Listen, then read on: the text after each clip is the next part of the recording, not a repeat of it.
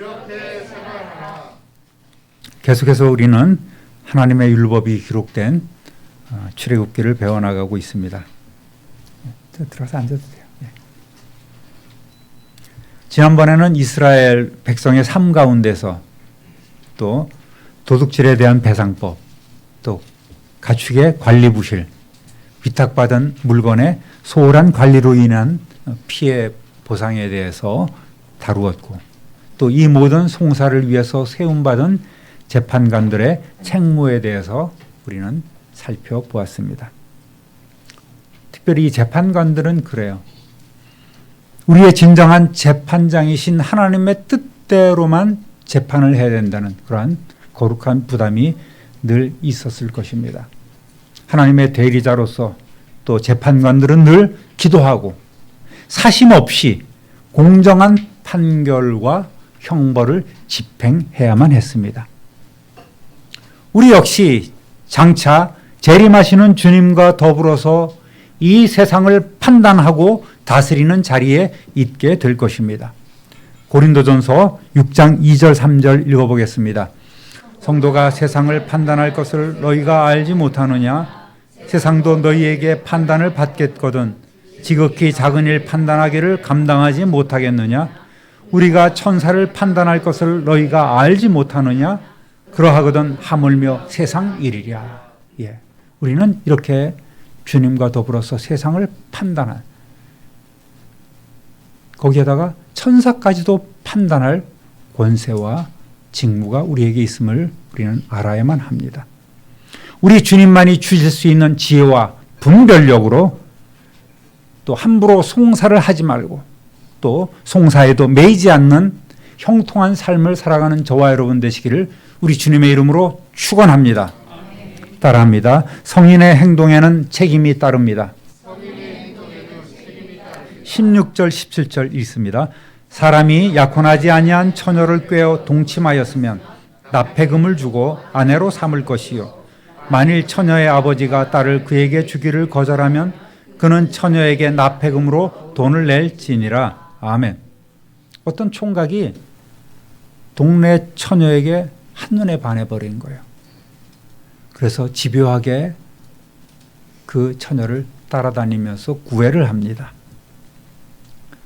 그런데 중매를 넣거나 어떤 정식 절차를 밟지 않고 본능에 따라서 아주 집요하게 유혹해서 결국 동침을 합니다. 그런데 그때부터는 이제는 불장난이 아니에요. 책임을 져야 합니다. 책임이 따르게 되는 겁니다. 물론 남자나 여자나 배우자가 있거나 또 정혼자가 있으면 돌로 초지금을 당해야 되겠지만 처녀 총각이라 장인 될 사람의 허락을 받기만 하면 그 남자는 의무적으로 또 그 여자를 데려와서 결혼을 해야 했고 이혼도 할 수 없다는 거죠. 신명기 22장 29절 읽어보겠습니다.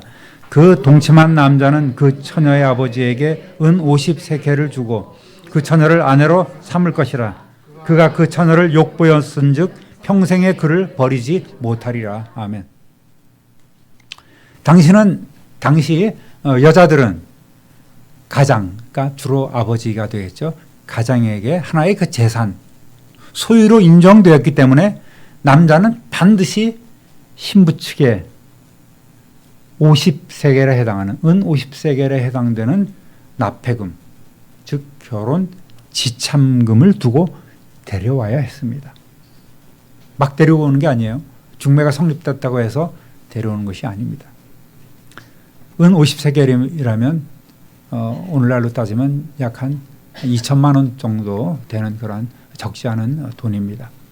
아브라함도 아들 이삭을 위해서 아내를 데려오도록 낙타 10필에다가 그 예물을 바리바리 싸서 먼 길로 이렇게 바단 아람으로 가지 않습니까? 야곱은 또 맨몸으로 도망가죠. 형 에서의 칼날을 위해서 맨몸으로 도망가니까 결혼을 해야 되겠는데 없어요. 그때는 뭘로 했어요? 그래서 아내를 얻기 위해서 무려 14년간이나 7년 동안 여기서 머슴살이를 하면서 이제 그 신부에 대한 몸값을 치르잖아요. 근데 결혼식을 하고 나니까 어랍쇼 언니네. 그래서 어떻게 해요? 또 장인하고 단판을 짓잖아요. 외삼촌이자 장인 아니겠습니까? 좋다 그러면 너 일주일 후에 다시 결혼해. 그리고 너는 7년 동안 라헬을 위해서 또 일하라. 그래서 무려 라헬이라는 여인을 얻기 위해서, 물론 언니도 얻긴 했습니다마는 14년이라는 세월을 몸 바쳐 이렇게 대가를 지불해야만 했습니다. 그런데 이렇게 결혼이 그냥 뭐 어쨌든 둘이 잠자리를 했다고 해서 결혼이 순적하게 진행되면 좋은데, 신부 아버지가 한만 봐도 쟤는 좀 싹수가 노란 것 같아. 싹수가 노란 것 같아. 동네 평판도 좋지 않고 또 생활력도 없는 것 같고 맨날 놀기만 좋아하고. 그러면 어떻게 해야 돼요? 야, 넌 아무래도 내 사이가 안 되겠어. 너는 우리 딸하고 결혼할 수 없어. 딱 거절을 하는 거예요. 그러면 이 남자는 어떻게 해야 돼요? 그럼에도 불구하고 신부는 누구의 재산이라 그랬어요? 신부 아버지의 재산. 그 여인의 정조를 이렇게 가져갔으므로, 빼앗았으므로 위로금을 줘야 되는 거예요. 똑같이 은 50세겔을 장인에게 줘야, 아내를 데려오지도 못하고 장인에게 줘야 합니다. 일종의 배상금인 거예요. 상대방의 물건에 축냈다. 그런 의미에서 배상금을 줘야 했습니다. 그러니까 이 재산권이라는 것은 그만큼 이들에게는 소중한 거예요. 여인까지도 이들은 재산으로 생각했기 때문에 그런 배상을 치러야만 했습니다. 성도 여러분, 성이라는 것은 쾌락의 도구가 아닙니다. 하나님께서 생육하고 번성하며 땅에 충만하도록 가정을 통해서 아름다운 한 몸을 이루고 또 그렇게 살아갈 수 있도록 주신 하나님의 선물이란 말입니다. 이것을 욕되게 사용해서는 안 되는 거예요. 오늘 역시 우리 마찬가지입니다.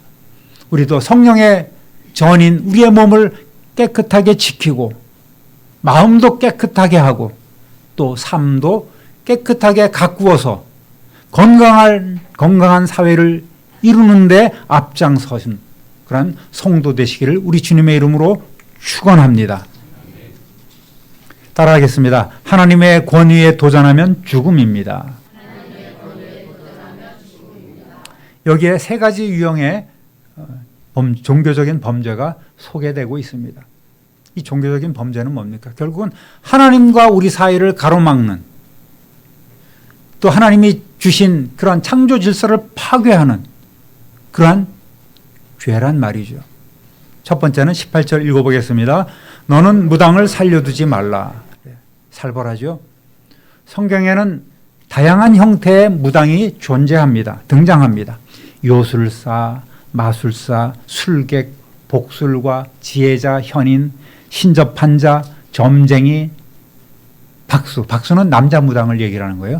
박수, 진언자, 중얼중얼 주문을 외우는 사람 진언자, 초혼자, 혼을 불러서 대화를 시도하는 이러한 일들도 있지 않겠습니까? 거짓 선지자 등 각양 주술로 사람들을 미혹하고 또 영적 무지에 빠뜨리고 우상 숭배죄를 범하게 하고 하나님을 멀어지게 하는 이들이 바로 이러한 무당의 무리입니다.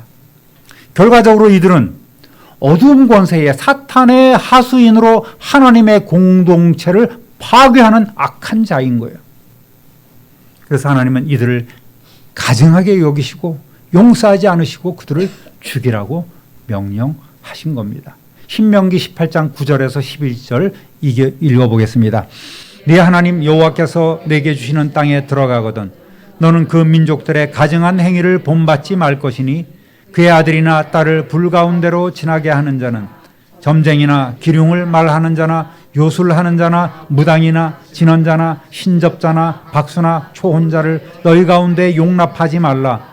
이런 일을 행하는 모든 자를 여호와께서 가증히 여기시나니 이러한 가증한 일로 말미암아 네 하나님 여호와께서 그들을 네 앞에서 쫓아내시느니라. 아멘. 한 군데 더 읽어봅니다. 레위기 20장 27절 남자나 여자가 접신하거나 박수무당이 되거든 반드시 죽일지니 곧 돌로 그르치라. 그들의 피가 자기들에게로 돌아가리라. 아멘. 성도 여러분, 악은 모양이라도 버려야 합니다. 오늘도 예배 끝나면 청년들 같은 경우는 야 우리 데이트할 때 타로점이나 볼까? 그리고 가는 사람도 있을지 모르겠어요. 되겠습니까? 안 되겠습니까? 안 되는 거예요. 직접적으로 무당이나 점쟁이를 찾아가지는 않더라도 각종 운세를 보고 타로, 점, 사주, 토정비결, 꿈해몽 이런 것들을 믿고 말이죠. 그것이 맞나 틀리나? 목사님 저 이런 꿈 꿨는데 한번 해석 좀 해주세요. 예. 제가 좋은 꿈 꿨습니다. 그렇게 얘기하겠죠. 그러나 가끔 설교 시간에 얘기하지 않습니까? 무슨 꿈이냐고요? 예. 잠몽이라고 얘기합니다. 잠몽. 너무 그런데 빠져서는 안 되는 거예요. 요즘 캐데헌이라는 K-팝 데몬 헌터스라는 그런 애니메이션 영화가 세계를 강타하고 있다 그래요. 다 보셨죠, 여러분? 예? 그 뭡니까? 기독교적인 세계관이다. 천만의 말씀입니다. 그 K-무당이라 그래, K-무당 그걸. K-팝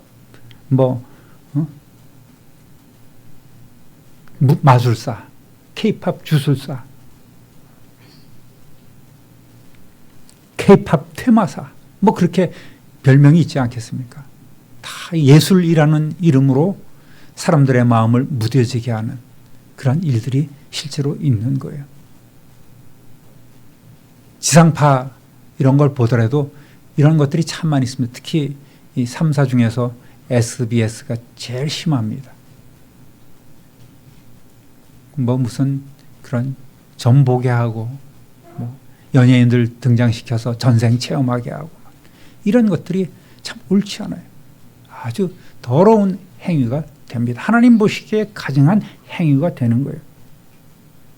여러분 우리나라에 무속인이 몇 명 되는지 아십니까? 100만 명이래요. 5천 명 인구에 10명에 1명이 무속인이라는 거예요. 그런 시대가 되었습니다. 사람들의 마음을 무디게 하고 예술이니까 오락이니까 자꾸만 믿는 사람들도 그렇게 무뎌지게 하는 그런 사탄의 정책을 우리가 알아야만 합니다. 또 그뿐 아니죠. 재물 숭배하는 것도 탐심도 우상 숭배를 하지 않았습니까?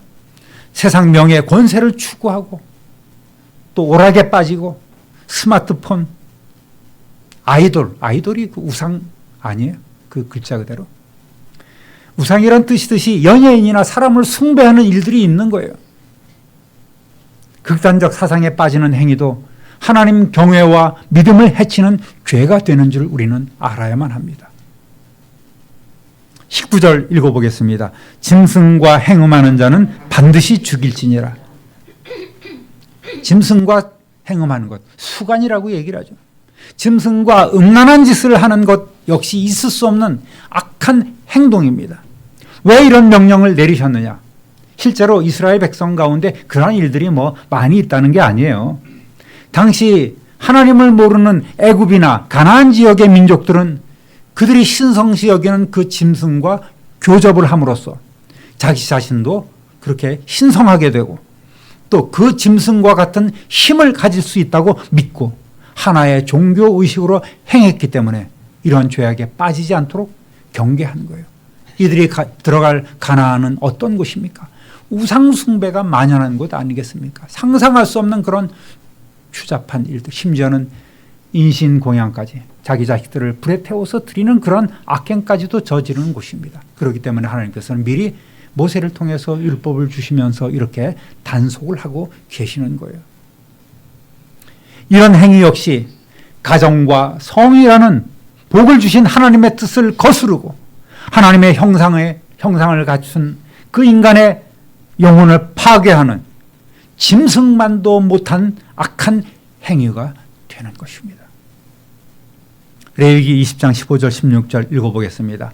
남자가 짐승과 교합하면 반드시 죽이고 너희는 그 짐승도 죽일 것이며 여자가 짐승에게 가까이 하여 교합하면 너는 여자와 짐승을 죽이되 그들을 반드시 죽일지니 그들의 피가 자기에게로 돌아가리라. 예, 이렇게 강력하게 하나님께서는 단속을 하고 계십니다. 세 번째로 다시 한번 10계명 가운데 1, 2계명을 범해서는 안 된다고 강조하십니다. 20절 읽어보겠습니다. 여호와 외에 다른 신에게 제사를 드리는 자는 멸할지니라. 예.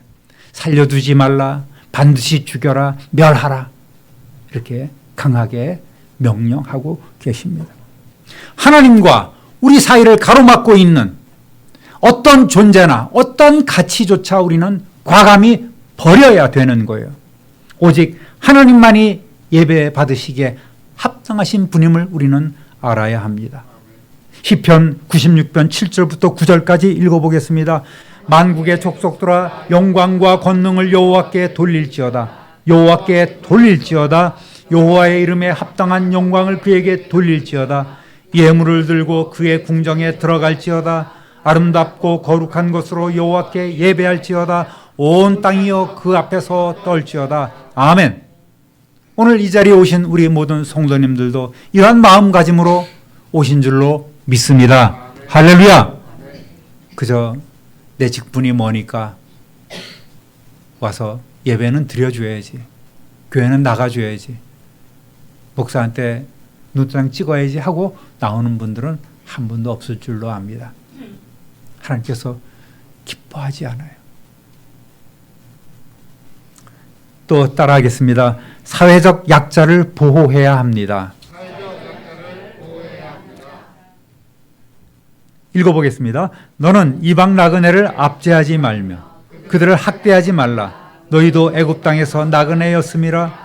너는 과부나 고아를 해롭게 하지 말라. 네가 만일 그들을 해롭게 함으로 그들이 너를 부르짖으면 반드시 그 부르짖음에 들으리라. 나의 노가 맹렬함으로 내가 칼로 너희를 죽이리니 너희의 아내는 과부가 되고 너희 자녀는 고아가 되리라. 아멘. 참 이것도 심각하고 두려운 말씀 아니겠습니까? 이스라엘 백성이 출애굽할 때는 이스라엘 백성뿐만 아니라 수많은 중다한 잡족, 수많은 그러한 잡족들이 함께 나왔습니다. 야곱이 가나안으로 이주할 때 데리고 갔던 그런 종들도 있었을 것이고, 또 오랫동안 이스라엘 백성과 섞여 살면서 통혼을 한 이들도 있었을 것입니다. 게다가 거대한 애굽 제국 아래에서 같은 처지에서 노예로 고통과 서름을 당했던 족속들도 많았을 것입니다. 이 여러 민족들은 그들이 살고 있던 그 애굽 땅에서 하나님이 행하신 능력을 직접 목격합니다. 10가지 재앙을 그들은 또 바라봅니다. 유월절을 통해서 구원하시는 하나님의 은혜를 체험하며 이들도 여호와 신앙을 갖게 되었습니다. 그래서 이들은 출애굽의 시간이 다가오자 지체하지 않고 이스라엘 백성들과 함께하기로 결단하고 이들을 따라 나와서 할례를 받고 이스라엘 백성과 동일한 대우를 받으면서 공동체에 편입이 되었습니다. 이 구원받은 무리들 역시 아마도 유월절 그 어린 양을 잡아서 문설주와 문인방에 바르고 죽음의 천사들을 피했을 것으로 이렇게 생각을 합니다. 12장 49절에서 50절까지 읽어봅니다. 본토인에게나 너희 중에 거류하는 이방인에게 이 법이 동일하니라 하셨으므로 온 이스라엘 자손이 이와 같이 행하되 여호와께서 모세와 아론에게 명령하신 대로 행하였으며. 아멘. 이제 유월절을 통해서 이들은 그 은혜 공동체에 참여하고 또 할례를 받음으로써 하나님의 백성이 되었습니다. 이들은 이스라엘 백성과 동일한 평등한 그러한 자격을 부여받고 함께 살아가게 된 것입니다. 그러니까 여기서 이방 나그네는 잠시 스쳐가는 여행객이라는 뜻보다는 그들의 공동체 내에 이미 들어와 있는 이방인을 의미하는 거예요. 백성들은 쓰라린 과거를 기억하면서 출신이나 피부색 등으로 차별하지 말고 동등하게 대우해야만 합니다. 우리 사회도 오늘날 다문화 사회라고 하죠. 이제 다문화가 본격적으로 된 그 이후로 태어난 아이들이 군대에 입대하는 때가 되었습니다. 그러니까 피부색도 다르고 또 언어도 잘 되지 않는 그런 아이들이 이제는 군대에 들어가서 이 나라를 위해서 국민의 의무를 수행하는 시간이 되었단 말입니다. 그들은 이제는 남이 아니에요. 우리와 똑같은. 우리나라 사람들만이 유일하게 뭐 한민족, 백이민족 이렇게 따지고 있는지 모르겠습니다. 그것은 잘못된 것입니다. 히브리서 13장 2절 읽어보겠습니다. 손님 대접하기를 잊지 말라. 이로써 부지 중에 천사들을 대접한 이들이 있었느니라. 다문화 시대에 뭐 예전에도 그런 이주 노동자들을 학대하고 뭐 이렇게 핍박하는 일들이 가끔씩 보도가 되고 합니다만은 이들을 학대하거나 따돌림을 해서는 안 되는 거예요. 우리 역시 이 땅에서 잠시 머물다가 가는 나그네 인생이기 때문입니다. 이 대목에서 우리 원로 목사님은 항상 최준의 인생은 나그네길 이거를 자주 부르셨던 걸로 기억을 합니다. 다음으로는 사회적으로 약하고 경제적으로 가난할 수밖에 없는 고아와 과부를 잘 돌봐야 합니다. 이들이 차별과 억압을 받는 상황에서 하나님께 호소하면 하나님께서는 그 부르짖음을 들으시고 고통을 주는 백성들을 심판하시고 동일한 벌을 내리시겠다고까지 말씀하고 있습니다. 내가 그러면 너희들이 고아와 과부를 핍박해? 그럼 네 자식들이 고아되게 만들게. 그럼 무슨 얘기예요? 너를 죽이겠다는 얘기 아니겠습니까? 과부를 만들겠어. 너를 죽이겠다는 얘기 아니겠어요? 그만큼 이 사회적인 약자를 돌보는 일에 신경을 써야 된다고 말씀하고 있는 겁니다. 차별과 억압을 받는 상황에서 사회는 평등하게 발전할 수 없습니다. 금수저, 흑수저를 따지는 상황 가운데서는 이들이 잘 산다는 것은 참으로 어려운 일 아니겠습니까? 이러한 하나님의 명령대로 사랑과 구제와 나눔의 전통은 초대교회를 통해서 또 오늘 우리에게 교회까지 연결되어 있습니다. 25절에서 27절까지 읽어보겠습니다. 네가 만일 너와 함께한 내 백성 중에서 가난한 자에게 돈을 구워주면 너는 그에게 채권자 같이 하지 말며 이자를 받지 말 것이며 네가 만일 이웃의 돈을 전당 잡거든 해가 지기 전에 그에게 돌려보내라. 그것이 유일한 옷이라. 그것이 그의 알몸을 가릴 옷인즉 그가 무엇을 입고 자겠느냐? 그가 내게 부르짖으면 내가 들으리니 나는 자비로운 자임이니라. 아멘. 그 다음으로는 가난한 자의 약점을 이용해서 고리 등으로 부당한 이익을 취해서는 안 된다고 말씀하고 있습니다. 사람들은 돈을 꼬지고 나중에는 돈을 잃어버리고 사람도 잃어버리는 일들이 참 많이 있습니다.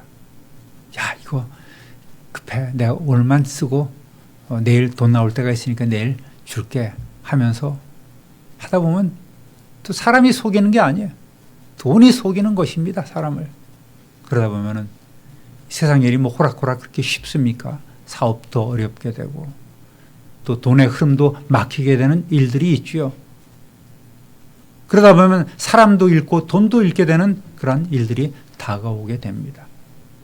부모 자식 간에도 이 돈 거래는 참 주의해야 합니다. 제가 돈이 없어서 참 다행이긴 하지만은 만약에 우리 아들이 사업을 한다고 아버지 돈 주세요 그러면은 야 그것까진 모르겠고 너 망하면 내가 밥은 먹여줄게 하고 단호하게 이렇게 자를 것 같아요. 여러분도 그러한 삶 되시기를 주님의 이름으로 축원합니다. 네. 돈이 없어서 참 다행인 것 같아요. 그것도 하나의 감사의 조건이 아닌가 생각을 합니다. 여담으로 우리 집 가훈은 그러니까 사업하지 말자. 또 하나의 사업이에요. 또 하나의 가훈이에요. 아들들 보고 절대 너는 남의 돈을 받아먹지 남에게 돈 주는 사장하지 말라고 이렇게 얘기를 어릴 때부터 이렇게 귀에 못이 박히도록 했습니다. 시편 15편 5절 읽어보겠습니다. 이자를 받으려고 돈을 구워주지 아니하며 뇌물을 받고 무죄한 자를 해하지 아니하는 자이니 이런 일을 행하는 자는 영원히 흔들리지 아니하리이다. 아멘.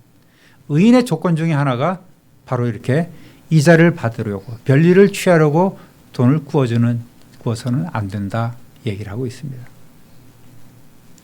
못 받아도 돼. 그냥 주세요. 돈 있으면. 그러면 되는 겁니다. 그렇지만 정당한 거래나 사업 간의 거래, 또 무역으로 인한 이윤 추구는 허용돼야 돼요. 신명기 23장 20절 읽어보겠습니다. 타국인에게 네가 구워주면 이자를 받아도 되거니와 네 형제에게 구워주거든 이자를 받지 말라. 그리하면 네 하나님 여호와께서 내가 들어가서 차지할 땅에서 내 손으로 하는 범사의 복을 내리시리라. 아멘. 가까운 사람끼리의 어떤 돈 관계가 아닌 사업상 타국인이라고 하지만 오늘날에는 잘 모르는 또는 어떤 사업적인 투자 이런 것을 우리가 생각할 수 있겠죠. 그러면 그런 사람들에게 투자를 하면 우리는 정당한 이윤과 대가를 받을 수 있는 거예요. 그렇지만 이제 형제들에게 구워주면 이자를 받지 말라고 이렇게 말씀하고 계십니다. 또 한 가지가 더 있습니다. 이스라엘 사람들에게 있어서의 재산 가치 제1호는 뭡니까? 겉옷이에요. 겉옷. 개인적으로 갖고 있는 재산 가치가 바로 겉옷입니다. 오늘날의 의복과는 다릅니다. 팔이 들어가고 머리가 들어가고 몸이 들어가는 그런 어떤 묶음이나 끈이나 단추가 있는 게 아니에요. 그저 통으로 된 그런 커다란 보자기와 같습니다. 천입니다. 이것을 몸에 두르고 다니는 거예요. 그리고 허리에 띠를 묶습니다. 이것이 그들의 겉옷이에요. 어떤 때는 보따리로 사용하기도 하고 또 밤이 되면 거기에 팔레스타인 지역의 일교차가 얼마나 심합니까? 반드시 이것을 이불 삼아서 덮고 자야 합니다. 그런데 막 오늘 당장 급전이 필요해. 물건도 사야 되고 또 농사 짓는 농기구도 사야 되고 어쨌든 그런 것이 필요해서 옆집에 가서 돈을 빌리는 거예요. 근데 옆집과의 관계가 그닥 좋지 않아서 믿고 이렇게 줄 만한 그런 형편이 안 될 때는 어떻습니까? 내가 이 겉옷을 맡길 테니 좀 주시오. 겉옷은 상당히 나름대로 그들에게 있어서의 재산 1호 고가였던 것 같습니다. 그러면 그 겉옷을 담보받고 있는 사람은 돈을 꿔주고 그런데 저녁이 됐어. 돈을 마련하지 못한 것 같아. 옷을 찾으러 오지 않는 거예요. 그러면 어떻게 돼요? 마음 한 구석이 참 시려오는 겁니다. 아유, 이거 옷을 돌려줘야지만 저 사람이 오늘 밤 따뜻하게 자지. 속옷바람으로 잘 수는 없잖아요. 그래서 저녁이 되기 전에 그에게 이 담보물을 돌려줘야 합니다. 그 정도로 하나님께서는 없는 사람들의 그런 삶을 돌아보시고 그들을 배려하라고 이렇게 명령하고 계십니다. 여러분, 하나님이 이렇게 섬시하시는 분이에요. 또 하나님과 우리 사이에 가로막고 있는 모든 요소들은 단호하게 제거하라고 말씀하고 계십니다. 우리는 이렇게 생활해야 되는 거예요. 하나님을 경외하고 하나님을 의식하고 하나님 앞에 바로 설 수 있는 삶을 살아가야 합니다. 우리의 삶을 정결케 해야 되는 거예요. 자비하신 하나님께서는 오늘도 가난한 자와 사회적 약자들의 고통을 외면하지 않으시고 그들의 호소에 귀를 기울이십니다. 그리고 그들을 돌보도록 오늘 교회와 성도들에게 명령하고 계십니다. 꼭 우리 주인뿐만 아니라도 또 선교지에도 어려운 일을 당하는 사람들이 많습니다. 몇 푼이 없어서 약을 먹지 못하고 죽어가는 이들도 있는 것이 현실 아니겠습니까? 우리 교회 규모가 작지만 최대한 할 수 있는 것은 하려고 노력을 하고 있습니다. 우리 교회 나오진 않아도 또 아이들 둘을 우리 비산동에 있는 아이들 둘을 후원하고 있고 또 장학금이란 명목으로 또 우리 선교지에 있는 여러 아이들을 추천받아서 그들을 후원하는 일들도 우리가 하고 있습니다. 이러한 일들이 좀 더 풍성해지고 여러분 개인도 이러한 후원과 또 나눔의 삶이 되기를 간절히 소원합니다. 사랑하는 우리 참빛누리교회 성도 여러분, 오늘도 우리에게 주신 하나님의 음성을 듣고 우리가 받은 하나님의 사랑과 또 은혜를 이웃과 함께 더불어 나누는 삶을 가지시기를 우리 주님의 이름으로 축원합니다. 이것이 복된 성도의 삶인 거예요. 오늘 주신 말씀을 마음에 새기고 이렇게 생활하라. 예, 그렇게 하나님을 경외하며 이웃을 돌보는 삶을 살아가겠습니다. 내 몸을 정결하게 가꾸며 내 마음을 오로지 하나님을 향하여 나아가도록 그렇게 예배하는 삶을 살아가겠습니다. 작정하며 그렇게 나아가는 저와 여러분 되시기를 우리 구주 예수 그리스도의 이름으로 축원합니다. 축원합니다. 축원합니다. 존귀하신 하나님 아버지, 오늘도 우리에게 베풀어 주시는 그 크신 사랑과 내 진실로 감사하고 찬송합니다. 오늘 말씀을 통해서 성인은 그 행동에 책임을 져야 하고 또 하나님과 우리 사이에 가로막힌 모든 죄악의 담들을 완전히 제거하라고 명령하신 하나님의 음성을 들었습니다. 소외된 자들과 나그네들과 약자들을 돌볼 것을 다시 한번 우리의 마음에 새기게 하시니 감사합니다. 그런 아름답고 복된 공동체 또 가정 우리의 삶 될 수 있도록 성령 하나님 친히 우리를 온전히 지배하여 주옵소서. 우리를 다스려 주옵소서. 이웃에게 구워줄지언정 꾸지 아니하는 삶 되게 하여 주시고 또 새집 사는 사람도 내 집 갖는 은혜도 허락해 주시고 질병으로 인하여 고통받지 않도록 우리 영육 간의 강건함을 더하여 주옵소서. 그러한 약속된 은혜와 복을 받고 누리는 우리 모두의 삶이 되게 하여 주옵소서. 우리 구주 예수 그리스도의 이름으로 축복하며 기도드립니다. 아멘.